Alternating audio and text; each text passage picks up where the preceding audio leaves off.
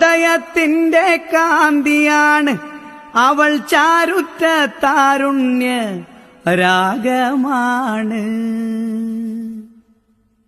ചെമ്പകപ്പൂമേനിയാണ് ചന്ദനത്തളിലാചലളിതം.